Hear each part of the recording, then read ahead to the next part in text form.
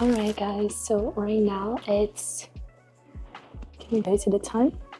It's 4:51 and as far as I know the library is closing at 5 p.m. so we kind of have to go, but this was the book that I read today. I didn't finish. I was in the 7th chapter if I'm not mistaken, and there are 8. Oh my gosh, I want to finish in this 8 minutes now. And also I got this one, but of course I wasn't able to read. But look how pretty it is. I don't know if it's for my level, but this one is definitely A1, and it's reading right here, A1, and it's super easy to read. I was understanding pretty much everything. I was like, wow, so it's actually possible to understand French. So my idea is to get this book next time, or get one of these, because apparently there are more of the same series, like more books of the same series. I want to get on 2 of these for next time and then maybe rent it. But anyway, really good book. I want to finish, and let's see if we have enough time to finish. I don't think so, but I will try my best. So this is where I'm gonna finish my book. It's super comfortable, and hopefully I'll get the last pages and I'll finish this book. Let's try. And my friend is coming. There she is. Let's try.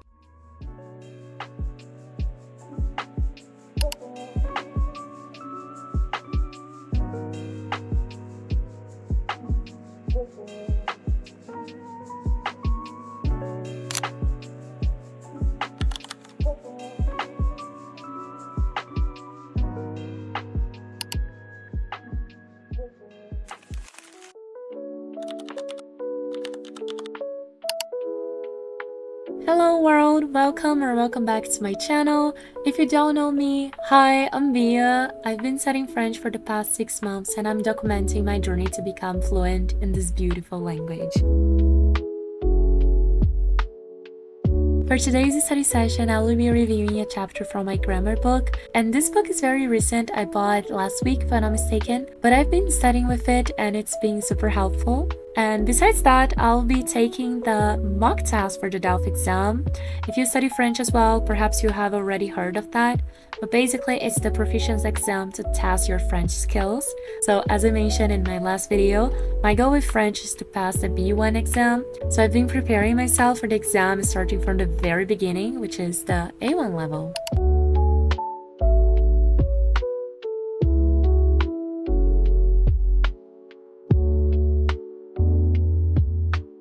As you guys noticed, this is the same library I went to at the beginning of this video, but I'm simply addicted to it. Like, it's so pretty, it's full of French books, and when I say this, I actually mean it. Like, all the books around me are in French. So you have all different levels of French books. You have advanced ones about philosophy, culture, or you also have children's books, which is usually my section. I always go there to take a new book. So at the moment, it's my favorite place in my city. And another cool thing is that it's a library associated with the French consulate in my state. Therefore, you can find some French speakers there and people studying French. So this was my second time going to this library, but I've already heard a lot of French and I was super excited because I was feeling more motivated. Like, people were talking in French around me. So going there is actually being a motivation boost to my language journey, and I cannot motivate you guys enough to go to a library to study. So yeah, just find a local library and go study there.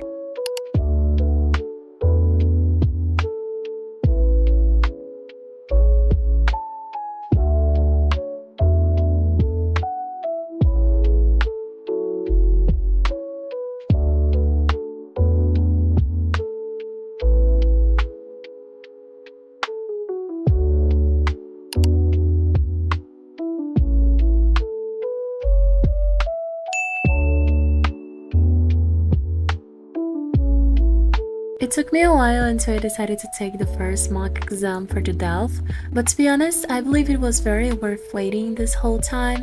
because I was actually getting ready and learning more about vocabulary and things from the exam. I watched a few videos about what to expect from the DELF A1 exam, and a lot of people were talking about the fact that they mentioned a lot of numbers and the time, and that was absolutely true. I had a lot of exams about understanding the numbers, the time, and also some situations. So if you're also studying for the DELF exam, I do recommend you studying a lot about the numbers and having them very strong with you, especially the ones after 60. Yes, I'm talking about you, 70, 71, 60, and all of those big numbers. Also, this is Mia from the future, and I just wanted to say that I got 25 points out of 25 points in this section, so I'm very proud of myself. Some audios were very understandable, and some of them I think I missed a couple words, but honestly I could understand the message, so I'm very proud. But I think I still need to take more mock exams with the A1 level, and in my last video someone said that I'm not A1, but to be honest, I still put myself inside A1 because I don't feel like I'm comfortable enough to do all the things that a A1 learner does. So I'm not sure. I think I still have to learn a lot of vocabulary to leave the A1 level and actually be a bit more comfortable to talk. So I'm still putting myself here. I'm not gonna skip any step.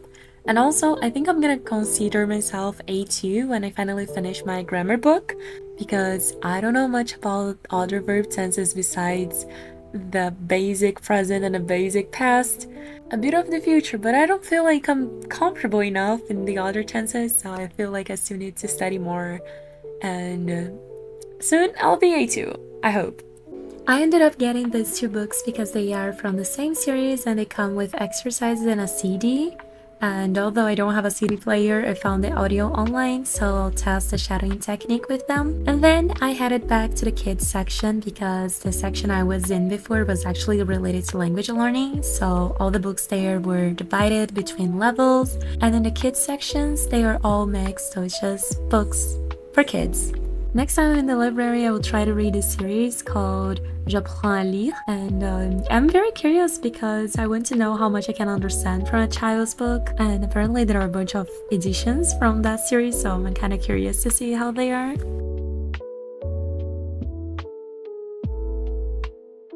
And before someone says anything, no, you cannot simply get a book and put into your backpack. I actually have a pass from this library and I already checked the books by the time I was showing you guys, so I'm not putting the books inside my bag without permission. And anyway, this was the book that I decided to read today. It's from the J'apprends à lire series, and I didn't finish, but I was able to read a few chapters and I was happy with that.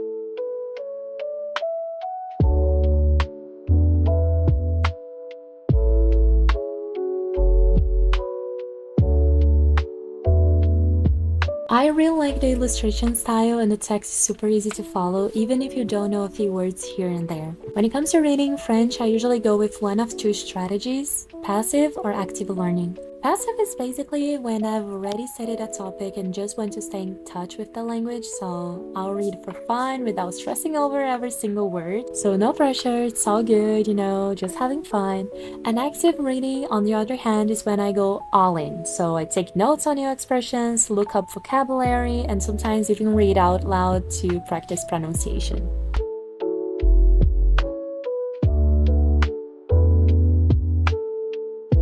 By the way, guys, let me know in the comments what type of content you would like to watch in my channel related to French, because I think that's all I've been studying recently. I'm really focused on this language right now. It's my big ambition. So I would like to bring more content related to French, but I'm running out of ideas, so let me know in the comments what type of content you would like to see here. And that was it. It was a 2-hour study session, very productive. I did a lot of things and was honestly, I'm very proud of myself watching this video. Subscribe to my channel if you like this video, and see you in the next video.